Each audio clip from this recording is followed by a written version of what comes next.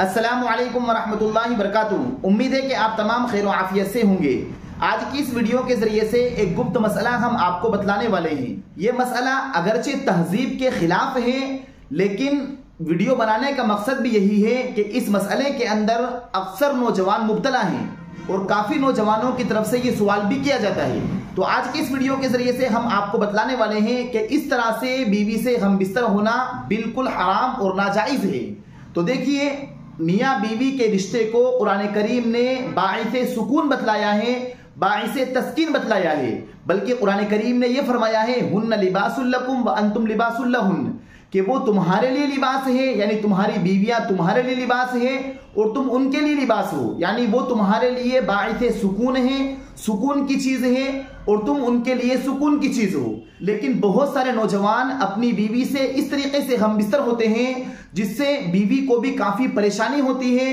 वो मना करती है लेकिन नौजवान नहीं मानते हैं मसाइल के ना मालूम होने की वजह से। तो वो तरीका ये इख्तियार करते हैं कि बहुत सारे नौजवान अपनी बीवी से पीछे की शर्मगाह यानी टॉयलेट की जगह पर हम बिस्तर होते हैं।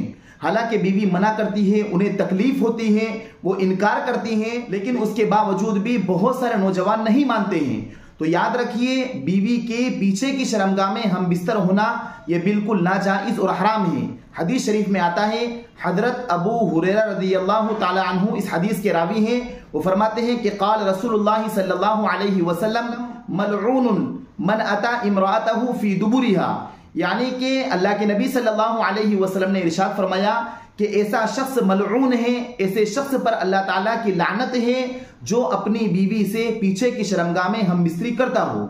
तो लिहाजा इस हदीस से मालूम यह हुआ कि अल्लाह ताला की लानत होती है ऐसे शख्स पर जो अपनी बीवी के पीछे की शर्मगाह में हम बिस्तरी करता है। तो लिहाजा इस मसले को नौजवान नस्ल अच्छी तरीके से याद रखे, इसलिए कि वेस्टर्न कल्चर हमारे दरमियान में दाखिल हो चुका है।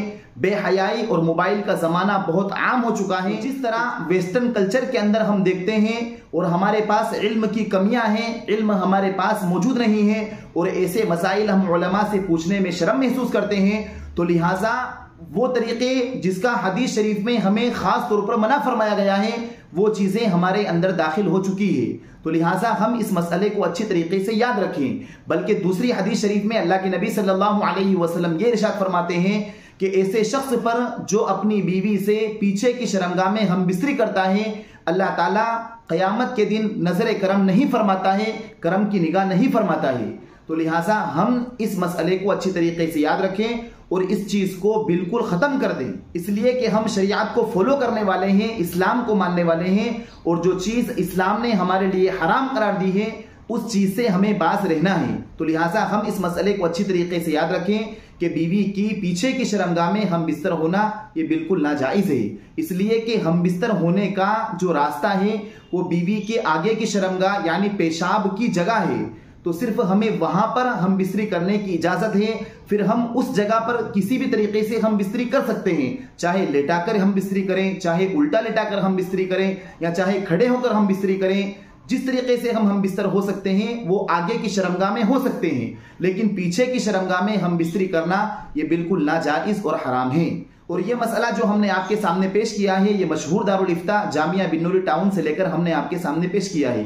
अगर आपको ये हमारी वीडियो अच्छी लगी हो तो आप हमारी इस वीडियो को अपने दोस्तों के पास शेयर करें, साथ साथ हमारे चैनल को सब्सक्राइब करें। फजज़ाकुमुल्लाहु खैरन व अहसनल जज़ा। अस्सलामु अलैकुम व रहमतुल्लाहि व बरकातुहू।